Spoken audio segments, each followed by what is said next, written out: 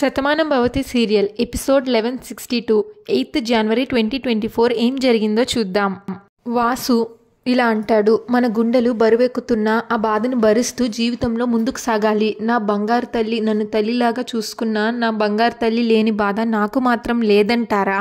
తన ఆనందం కోసం అక్కడ పండగ చేయాలని మేమందరం నిర్ణయించుకున్నాం. మీ నిర్ణయాన్ని కూడా మార్చుకుంటే బాగుంటుందని మా అందరి అభిప్రాయం అని వాసు అంటాడు. అప్పుడు దొండపాడు ఊరు వాళ్ళు, అది కాదయ్యా, మీ మాటకి అడ్డొస్తున్నామని అనుకోకండి. దేవుడి లేని ఊరు చూడగలమా? ధ్వజస్తంభం లేని గుడిని చూడగలమా? బానమ్మ పాలు పంచుకొని ఆ పండుగను ఎలా జరుపుకోవాలి అన్నదే మా బాధ అని అంటారు. ఇప్పుడు నీలిమ, వీటన్నింటికి ఒక పరిష్కారం ఉంది. ఆ ఊర్లో పండగ జరగాలి, పండగకి పోటీ కూడా జరగాలి. ఆ పోటీ ఎప్పటికీ గుర్తుండిపోయేలాగా ఉండాలి. ఆ జ్ఞాపకాలు భాను పేరులో అనుక్షణం వినిపించాలి. అలాగా ఆ ఊర్లో పండగ జరిపిద్దాం. దానికోసం ఏం చేయాలి అని మనందరం కలిసి ఆలోచిద్దాం అని నీలిమ అంటుంది. అప్పుడు బామ్మ, మంచి ఆలోచన. ఊరందరికీ జరిగే పండగ కాబట్టి వాళ్ళందరికీ ఉపయోగపడేలాగా వాళ్ళకి ఒక సాయంలాగా ఉండాలి. పండగలాగా జరుగుతుంది. ఆ పండగతో పాటు కష్టం ఉన్న వాళ్ళ ఇంటికి ఏదైనా సాయం వస్తే వాళ్ళ ఇంటికి పండగలాగా ఉంటుందని ఆలోచించాలి. అప్పుడు ఊర్మిళ, అప్పుడు ఒక పని చేద్దాం. నా కోడలు భాను ఇంట్లో చాలా బాగా ముగ్గులు వేసేది అని భాను ఉన్నప్పటిది ఒకటి తలుచుకుంటుంది ఊర్మిళ. భాను ఉన్నప్పుడు ఇంటి ముందు ఒక పెద్ద ముగ్గు వేస్తుంది, రంగుల ముగ్గు. ఈలోగా కార్తిక్ అక్కడికి వస్తాడు. తెల్లవారుజామున ముగ్గు ఎలా ఉందండి అని అడిగితే ఈలోగా ఊర్మిళ నీలిమ అక్కడికి వచ్చి ఊర్మిళ ముగ్గు మొత్తం కాలుతో తంతుంది. చాలా చండాలంగా దరిద్రంగా ఉంది అని అంటుంది ఊర్మిళ. తలుచుకుని ఊర్మిళ బాధపడుతూ, ఆ రోజు నేను తన మీద కోపంతో ఇంటి ముందు ముగ్గులు వేసింది అని తిట్టాను, కానీ ఈరోజు అదే ముగ్గుల పోటీని మనం నిర్వహిద్దాం అని అంటుంది. అప్పుడు నీలిమ, సంక్రాంతి అంటేనే ముగ్గుల పండుగ. అలాంటి పోటీ పెట్టి ఎవరైనా చదువుకోలేని వాళ్ళుంటే ఆ పోటీ ద్వారా వాళ్ళ చదువుకి మనం డబ్బులు ఇద్దాం అని అంటుంది నీలిమ. అలాగే ఎవరికైనా ఒంట్లో బాగోలేదు అంటే వచ్చే ప్రైజ్ మనీ వాళ్ళ ట్రీట్మెంట్కి పనికొస్తుంది అని పార్దు అంటాడు. కార్తిక్, ఏదైనా కష్టం ఉంటే గెలుచుకునే ప్రైజ్ మనీతో వాళ్ళ కష్టం తీరుతుంది, మంచి ఆలోచన అని అంటాడు. అప్పుడు మనోహర్, ఇలాగ పోటీలు పెట్టి ఎవరో గెలిచిన వాళ్ళకి మాత్రమే ప్రైజ్లు ఇవ్వడం ఎందుకు? మనం సమస్యలు తీరుద్దామని అనుకున్నాం కాబట్టి సమస్యలు ఏంటో అడిగి తెలుసుకుందాము. ఎవరెవరికి సాయం అవసరమో వాళ్ళందరికీ మనం సహాయం చేద్దాం అని అంటాడు మనోహర్. అప్పుడు ఊర్మిళ, లేదండి, ఊరికే డబ్బు వస్తుంది అంటే పరిస్థితులు బాగున్న వాళ్ళు కూడా లేని వారితో సమానంగా డబ్బుల కోసం ఎగబడతారు. డబ్బు అనేది మనిషిలో ఆశను పెంచుతుంది. ఊరికే వచ్చే డబ్బుకి విలువ లేక ఎలా ఖర్చు పెట్టాలో తెలియక వ్యసనాలకు బానిసలవుతారు. అది నాకు ఇష్టం లేదు. భాను మనస్తత్వం కూడా అది కాదు అని ఊర్మిళ అంటుంది. అప్పుడు వాసుదేవరావు, డబ్బు సంపాదించేప్పుడు ముందు కష్టం విలువ తెలియాలి. ఆ కష్టంతో వచ్చిన డబ్బు ఇష్టంగా మారుతుంది. అలా వచ్చిన డబ్బు అవసరాలకు మాత్రమే ఖర్చు అవుతుంది. ఈ మాట భాను ఎన్నోసార్లు నాకు చెప్పింది చెల్లమ్మ అని అంటాడు వాసు. ఊర్మిళ, అందుకే పోటీ అనగానే ఊరంతా ముందుకు వస్తుంది. పిల్లలందరూ ఎంతో సంతోషంగా ముగ్గులు వేస్తారు. మరీ ముఖ్యంగా భానుకి ముగ్గులంటే ఇష్టం కాబట్టి ఆ ముగ్గుల్లో మన భాను చిరునవ్వుల్ని మనం చూసుకోవచ్చు అని అంటుంది ఊర్మిళ. అందులో వచ్చినటువంటి ముగ్గుల్లో ఒక 3 ప్రైజుల్ని మనం ఎంచి ఆర్థిక సహాయం చేద్దాం అని అంటుంది ఊర్మిళ. అది వాళ్ళు గెలుచుకున్న అమౌంట్ కాబట్టి వాళ్ళకి తృప్తిగా ఉంటుంది, మనం భాను కోసం ఇస్తున్న అమౌంట్ కాబట్టి మనకి తృప్తిగా ఉంటుంది. మీరేమంటారు అని దొండపాడు వాళ్ళని అడిగితే సరేనమ్మా అని అంటారు వాళ్ళు. మీరు ఇంతలా చెప్తుంటే మేమెందుకు కాదంటాం, ఇప్పుడే ఊరికి వెళ్ళి గ్రామ పంచాయతీలో చర్చించి దండోరా వేయిస్తాం అని అంటారు. మీరు వచ్చేసరికి అక్కడ కావాల్సిన ఏర్పాట్లన్నీ మేము చేయిస్తామమ్మా. మీరు బానమ్మ పేరు మీద మేము ఏర్పాట్లు చేయిస్తాం. ఈ ముగ్గుల పోటీ బానమ్మ పేరు మీద జరిపిద్దాం. సరే అమ్మా, మేము ఇంకా బయలుదేరతాము, మంచిది అని చెప్పి వాళ్ళు వెళ్ళిపోతారు దొండపాడు గ్రామస్తులు. వాళ్ళు వెళ్ళిపోగానే ఊర్మిళ, చాలా మంచి సలహా ఇచ్చావు నీలిమ, నిజంగా భానుకి నచ్చేటువంటి సలహా ఇచ్చావు, చాలా థ్యాంక్స్ అని అంటే దానికి నీలిమ, ఇదేం నా గొప్పతనం కాదు ఆంటీ, ఒకప్పుడు నేను భాను దగ్గర నుంచి నేర్చుకున్నాను. అప్పుడు అదంతా తప్పు అని చిన్న చూపు చూసేదాన్ని. ఇప్పుడు ఆలోచిస్తుంటే అర్థమైంది. ఇప్పుడు ఈ మాట చెప్పాను అని నీలిమ అంటుంది. ఇంకా కార్తిక్ భాను ఫోటో ఫ్రేమ్ చూస్తూ ఇలా అంటాడు, విన్నావా భాను, నీకెంతో ఇష్టమైన ముగ్గుల పోటీని మనకెంతో ఇష్టమైన ఊరు దొండపాడులో నిర్వహిద్దామని ఆలోచిస్తున్నాం. నీకు హ్యాపీయే కదా అని అనుకుంటాడు తన మనసులో. ఇంకా నైట్ అయిపోతుంది. ఇంకా భాను భార్గవి వాళ్ళ తమ్ముడితో ఇలా అంటుంది. భార్గవి వాళ్ళ తమ్ముడు భానుతో అంటాడు, ఏంటక్క ఇది, వాళ్ళు నీ తల్లిదండ్రులు కాదు అని అనుమానం నీకెందుకు వచ్చింది అని అడుగుతాడు. అప్పుడు భాను, వాళ్ళ ప్రవర్తన గురించి నాకు ముందు నుంచి అనుమానంగానే ఉంది, దానికి తగ్గట్టుగానే నేను ఎంక్వైరీ చేశాను, మొత్తం విషయాలన్నీ బయటకు వచ్చాయి, అందుకే నేను ఇంత ఖచ్చితంగా చెప్పగలుగుతున్నాను వాళ్ళు నా పేరెంట్స్ కాదు అని, ఇదంతా వాళ్ళు నాటకం ఆడుతున్నారు అనిపిస్తుంది అని భాను అంటుంది. అప్పుడు భార్గవి వాళ్ళ తమ్ముడు, ఇంకేముందక్క, నువ్వే తెలుసుకున్నాక ఇంకా కాదనేదెవరు, వెంటనే వెళ్ళి భువనేశ్వరి గారికి నిజం చెప్పేయి అని అంటాడు. మురారి గారు నీకు ఎలాగో సపోర్ట్ చేస్తారు, అప్పుడు వాళ్ళని స్తంభానికి కట్టేసి 4 కొరడ దెబ్బలు కొడితే వాళ్ళే నిజం చెప్తారు అని అంటాడు. దానికి భాను, లేదు ఆదిత్య, అది మనం అనుకున్నంత సులువు కాదు, ఇప్పుడు నేను వాళ్ళ గురించి నిజం చెప్తే వాళ్ళు దొంగలు అని మాత్రమే ప్రూవ్ అవుతుంది, వాళ్ళు ఇంట్లో నుంచి వస్తువులు తీసుకెళ్తున్నారు అని అందరూ అనుకుంటారు కానీ వాళ్ళు నా పేరెంట్స్ కాదు అని మాత్రం ప్రూవ్ అవ్వదు.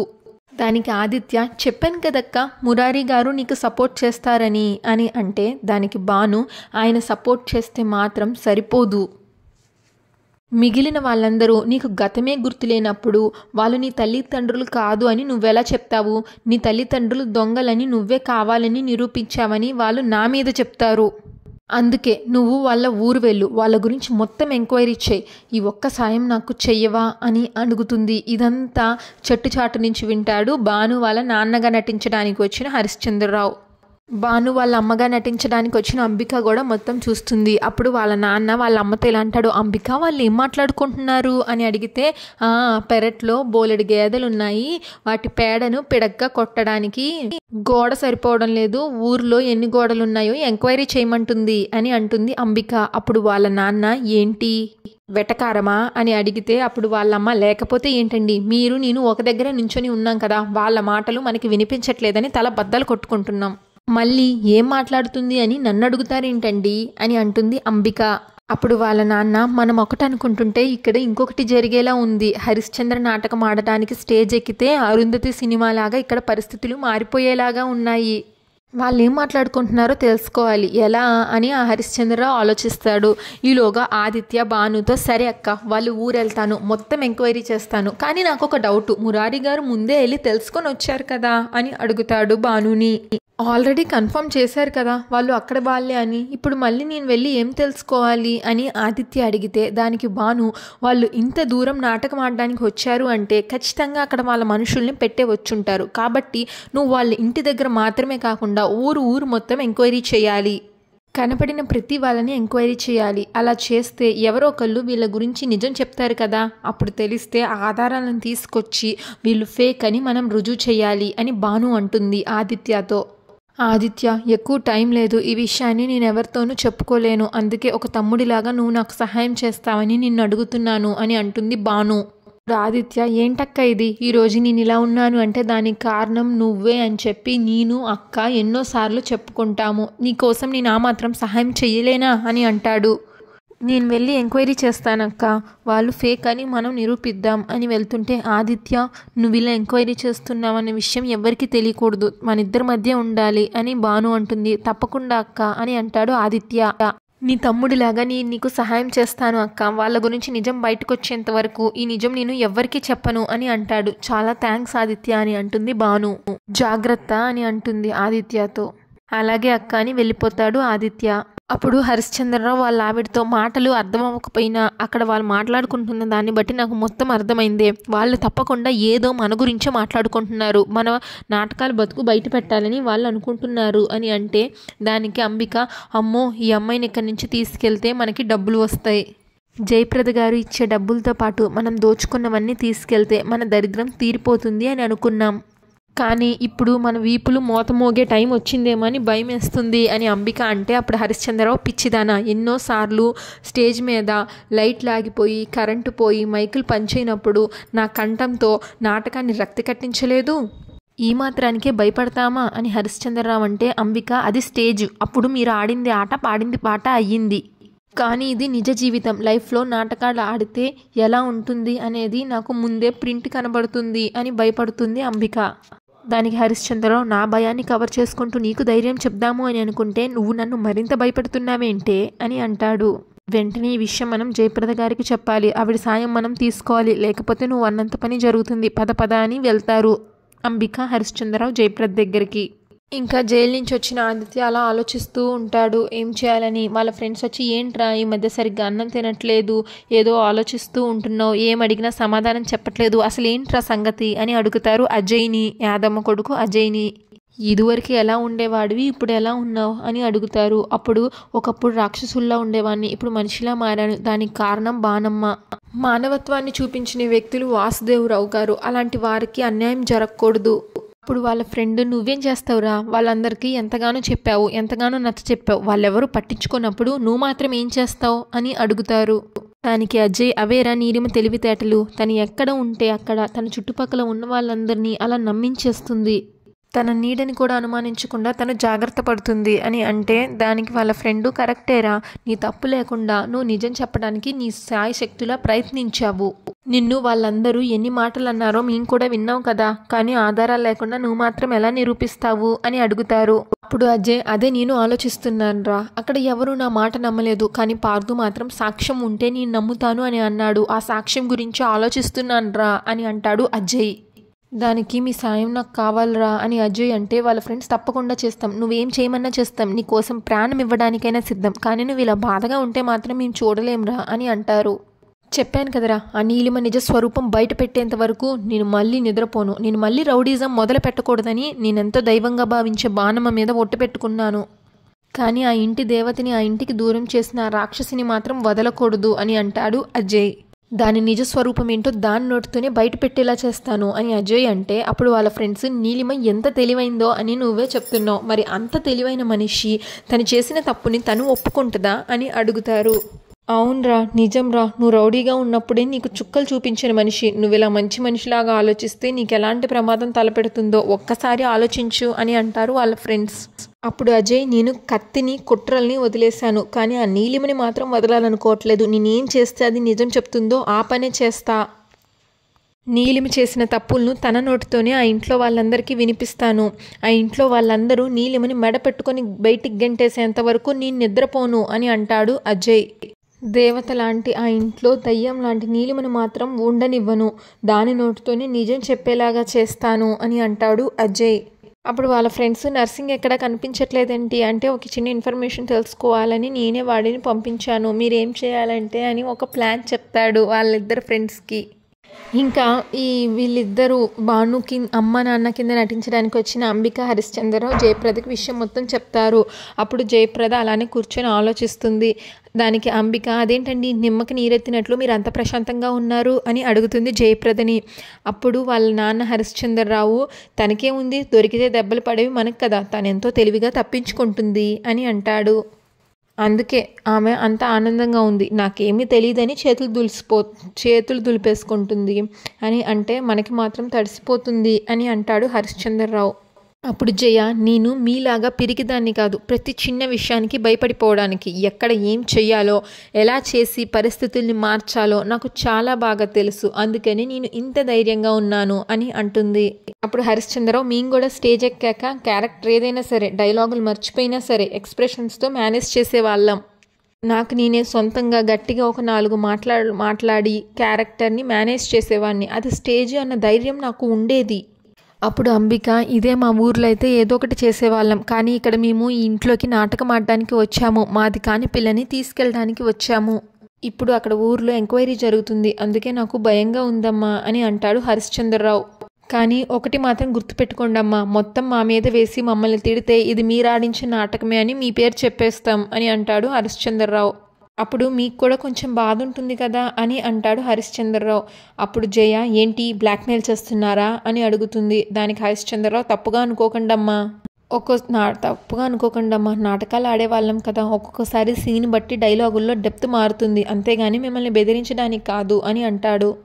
అక్కడ ఏం జరుగుతుందో అని మా అంబిక భయపడుతుంది, అక్కడ ఎంక్వైరీ జరుగుతుంది కదా అని అంటాడు హరిశ్చంద్రరావు. అప్పుడు అంబిక వాళ్ళు మా వీధిలో ఎంక్వైరీ చేస్తే మీరు పెట్టిన మనుషులు వాళ్ళకి ఏదో ఒకటి చెప్తారు, కానీ వెనక వీధికి వెళ్ళి అడిగారనుకోండి మా కథ మొత్తం బయటకు వస్తుంది, ఇక్కడ మా బండారం మొత్తం బయటపడుతుంది, అందుకే ఇంతలా భయమేస్తుంది అని అంబిక అంటుంది.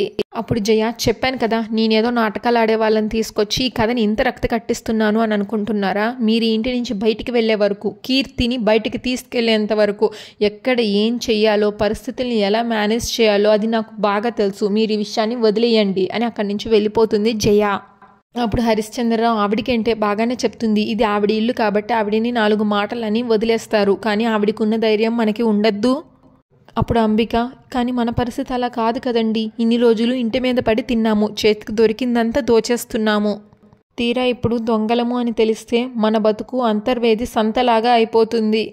అది ఆవిడికి అర్థం కావట్లేదు, మనకేమో పాలు పోవట్లేదు, అనవసరంగా ఇక్కడికి వచ్చి ఇరుక్కుపోయాం అని అనుకుంటారు అంబిక వాళ్ళ ఆయన హరిశ్చంద్రరావు. ఇంకా ముగ్గుల పోటీకి దోసపాడు రాను అని అంటాడు కార్తీక్.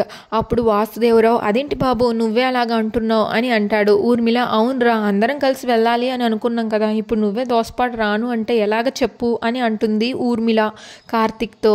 అప్పుడు నీలిమ, చూడు కార్తీక్, భాను లేకుండా నువ్వు అక్కడికి రావడం నీకు బాధగానే ఉంటుంది, కానీ నువ్వు అక్కడికి వచ్చి తీరాలి అని అంటే దానికి కార్తీక్, లేదు నీలిమ, భాను ఉన్నప్పుడు ఆ ఊర్లో ఎన్నో మధుర జ్ఞాపకాలు ఉన్నాయి, ఇప్పుడు అక్కడికి అడుగు పెడితే ఆ జ్ఞాపకాలన్నీ నాకు గుర్తొస్తూ ఉంటాయి, భాను ఇంకెప్పటికీ నా దగ్గరికి తిరిగి రాదు అంటే అది నన్ను మరింత బాధ పెడుతుంది, అందుకే నేను అక్కడికి రాలేను అని అంటాడు కార్తీక్.